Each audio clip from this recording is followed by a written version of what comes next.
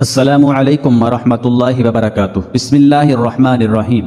کوئی 400 سال پہلے کا ذکر ہے کہ پنجاب کے شہر چنیوٹ میں ایک غریب حکیم صاحب رہتے تھے۔ ان کا نام علیم الدین انصاری تھا۔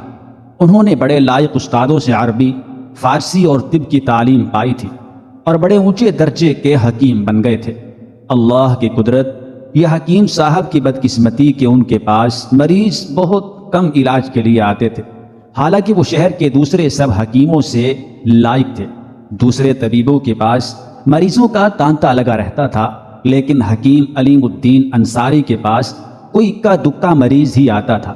اس کا نتیجہ یہ ہوا کہ حکیم صاحب بہت غریب ہو گئے، اتنے غریب کہ کئی دن تک ان کے گھر میں چولہا نہیں جلتا تھا اور حکیم صاحب کو گھر والوں سمیت فاقے کرنے پڑتے تھے۔ حکیم صاحب تو صبر کر لیتے تھے، لیکن ان کی بیوی کو بہت غصہ آتا تھا اور وہ ان کو ہر وقت جلی کٹی سناتی رہتی تھی۔ ایک دن حکیم صاحب شام کو گھر آئے تو بیوی نے ان کو اتنے تانے دیے اور اتنا برا بھلا کہا کہ وہ روتے ہوئے دیر تک رو رو کر اللہ تعالیٰ سے دعائیں کرتے رہے کہ اے اللہ، مجھ پر رحم کر، میری تقدیر بدل دے اور مجھے اتنا رزق عطا کر کہ میں غریبوں اور محتاجوں کی مدد بھی کر سکوں۔ جب ان کے دل کا بوجھ ہلکا ہو گیا تو سجدے سے سر اٹھایا۔ اس وقت انہوں نے یوں محسوس کیا کہ اللہ تعالیٰ نے ان کی دعا قبول فرما لی ہے۔ مغرب اور عشاء کی نمازیں پڑھنے کے بعد وہ گھر آئے اور چپکے سے اپنے بستر پر لیٹ گئے۔ تھوڑی ہی دیر گزری تھی کہ حکیم صاحب کے گھر کا دروازہ کسی نے کھٹکھٹایا۔ حکیم صاحب چراغ لے کر باہر نکلے تو دیکھا کہ محلے کا چوکیدار باہر کھڑا ہے اور اس کے ساتھ دو آدمی ہیں جو پردیسی معلوم ہوتے ہیں۔ ان آدمیوں نے حکیم صاحب کو سلام کیا اور پھر فارسی زبان میں کہا کہ حکیم صاحب، ہم ایک تجارتی قافلے کے آدمی ہیں۔ ہمارا قافلہ کابل سے آگرہ یعنی ہندوستان جا رہا ہے۔ ہمارے قافلے نے آپ کے شہر کے قریب رات بھر کے لیے پڑاؤ ڈالا ہے۔ ہمارے قافلے کے سردار ملک مظفر خان کے پیٹ میں سخت درد ہو رہا ہے۔ اس درد نے ان کے ہوش و حواس گم کر رکھے ہیں۔ آپ ہمارے ساتھ چل کر ان کو دیکھ لیں اور کوئی ایسی دوا دیں جس سے ان کو جلد از جلد آرام آ جائے۔ حکیم صاحب نے ان سے مریض کے بارے میں کچھ اور باتیں پوچھی جس سے ان کو اندازہ ہو گیا کہ درد کا کیا سبب ہے۔ انہوں نے کچھ دوائیں لی اور ان آدمیوں کے ساتھ قافلے میں پہنچ گئے۔ ان کا اندازہ یہ تھا کہ مریض اولنگ کے درد میں مبتلا ہے۔ اب جو مریض کو دیکھا تو ان کا اندازہ درست نکلا۔ مریض کو اس مرض کی دوائیں کھلائیں اور درد کے مقام پر کپڑا گرم کر کے ٹکور کی۔ اللہ تعالیٰ نے فضل کیا کہ مریض کا درد دیکھتے ہی دیکھتے دور ہو گیا اور وہ حشاش بشاش ہو گیا۔ حکیم صاحب ملک مظفر خان سے رخصت ہو کر گھر جانے لگے تو اس نے ان کو 10 دینار دیے۔ دینار سونے کا سکہ ہوتا تھا جس کی قیمت آج کل کے زمانے میں کئی ہزار روپے بنتی ہے۔ دینار دیتے وقت ملک مظفر خان نے ان سے یہ بھی کہا کہ کل صبح پھر تشریف لائیے اور مجھے دیکھ لیجیے۔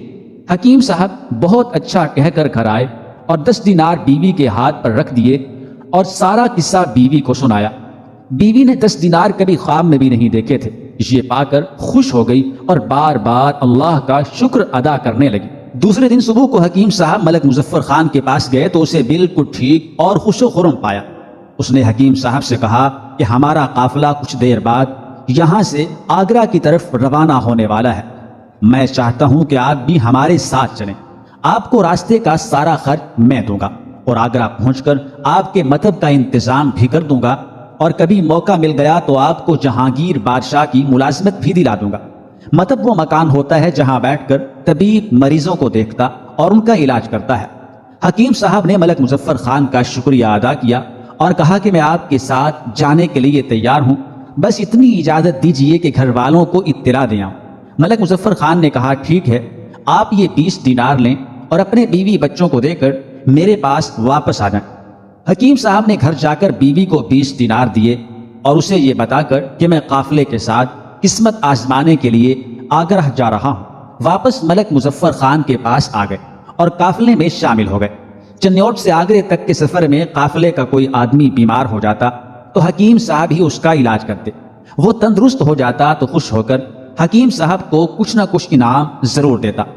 آگرہ پہنچ کر حکیم صاحب کے پاس اتنی رقم جمع ہو گئی کہ وہاں انہوں نے اپنا مطب قائم کر لیا۔ تھوڑے ہی دنوں میں وہ ایک لائق اور قابل حکیم کی حیثیت سے مشہور ہو گئے اور دھڑا دھڑ مریض ان کے پاس آنے لگے۔ اس زمانے میں ملکہ نور جہاں ٹانگ کے شدید درد میں مبتلا ہو گئی۔ اس درد کو لنگڑی کا درد اور اس موذی بیماری کو عرق النساء کہتے ہیں۔ اس مرض کی وجہ سے ملکہ کو سخت تکلیف تھی۔ شاہی دربار کے طبیبوں نے ملکہ کے علاج میں کوئی کسر نہ چھوڑی، لیکن اس کو کچھ فائدہ نہ ہوا۔ ملک مظفر خان نے جہانگیر بادشاہ سے حکیم علیم الدین انصاری کا ذکر کیا اور مشورہ دیا کہ ان سے ملکہ کا علاج کرایا جائے۔ بادشاہ نے فوراً حکیم صاحب کو شاہی محل میں بلایا اور انہیں ملکہ کا علاج کرنے کے لیے کہا۔ حکیم صاحب نے ملکہ کی نبض دیکھی، کچھ اور باتیں اس سے پوچھی اور پھر یہ رائے دی کہ ملکہ کے جسم سے کچھ خون نکالنا پڑے گا، اسی طرح ان کا درد دور ہوگا۔ علاج کے اس طریقے کو فسد کھولنا کہتے ہیں۔ اس میں جسم کی ایک رگ سے نشتر کے ذریعے خون نکالتے ہیں۔ حکیم صاحب نے یہ کام ایسے طریقے سے کیا کہ ملکہ کو کچھ تکلیف نہ ہوئی اور اس کی بیماری بہت جلد دور ہو گئی۔ ملکہ کے صحت یاب ہونے کا نتیجہ یہ ہوا کہ حکیم صاحب کی قسمت کا ستارہ چمک اٹھا۔ بادشاہ نے انہیں قیمتی خلعت دے کر شاہی طبیب مقرر کر دیا۔ ادھر ملکہ نے حکیم صاحب کو 1,00,000 روپے کا خلعت عطا کیا۔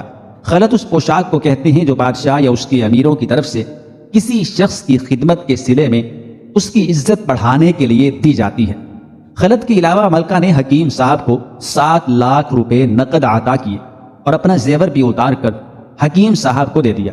اس کو دیکھ کر ملکہ کی کنیزوں نے بھی اپنے زیور اتار کر ملکہ پر نچھاور کر دیے۔ ملکہ نے یہ تمام زیورات بھی حکیم صاحب کو بخش دیے۔ سارے انعام و اکرام کو جمع کر کے قیمت لگائی گئی تو 22,00,000 روپے ہوئے۔ حکیم صاحب نے منت مانی تھی کہ میرے ہاتھ میں کبھی دولت آئی تو جہاں تک ہو سکا اس کو لوگوں کی بھلائی کے کاموں میں خرچ کروں گا۔ اپنی قسمت کا ستارہ چمکنے کے بعد انہوں نے یہ منت اس طرح پوری کی کہ باقی عمر میں رفاہ عام کے بے شمار کام کیے۔ مثلاً چنیوٹ کے چاروں طرف اینٹوں کی فصیل بنوائی۔ چنیوٹ اور لاہور میں بہت سی مسجدیں، 12 دریاں، بازار، دکانیں، سرائیں بنوائیں۔ ان کے علاوہ کتنے ہی باغ، شفا خانے، مدرسے، کنویں، تالاب اور حمام بنوائے۔ پنجاب کا مشہور شہر وزیر آباد آباد کیا۔ انہوں نے جو عمارتیں وغیرہ اپنی یادگار چھوڑی ان میں سے اکثر برباد ہو چکی ہیں، لیکن کچھ ابھی تک باقی ہیں۔ ان میں لاہور کی مسجد وزیر خان ان کی سب سے شاندار یادگار ہے۔ جہانگیر کے بعد شاہ جہان نے تاج شاہی پہنا تو اس نے بھی حکیم صاحب کو 1,00,000 روپیہ نقد انعام کے علاوہ ایک قیمتی خنجر، ایک گھوڑا، ایک اونٹ، ایک جھنڈا اور ایک نقارہ عطا کیے اور فوج کو ایک بڑا عہدہ بھی دیا۔ 1632 عیسوی میں دولت آباد کے حاکم فتح خان نے خراج ادا کرنا بند کر دیا۔ شاہ جہان نے حکیم صاحب کا فوجی عہدہ بڑھا دیا اور ان کو 10,000 سوار دے کر دولت آباد پر حملہ کرنے کے لیے بھیجا، لیکن فتح خان نے اطاعت قبول کر لی۔ اس لیے بادشاہ نے حکیم صاحب کو واپس بلا لیا اور ان کو نواب وزیر خان کا خطاب دے کر لاہور کا گورنر مقرر کر دیا۔ اسی زمانے میں انہوں نے لاہور کی مسجد وزیر خان اور کئی دوسری عمارتیں تعمیر کرائیں۔ 7 سال کے بعد بادشاہ نے ان کو آگرہ کا گورنر مقرر کیا۔ ان کو آگرے میں حکومت کرتے تھوڑا ہی عرصہ گزرا تھا کہ قولن کی بیماری سے اگست 1641 عیسوی میں فوت ہو گئے۔ انہوں نے جو شاندار یادگاریں اپنے پیچھے چھوڑی وہ ان کا نام ہمیشہ زندہ رکھیں گے۔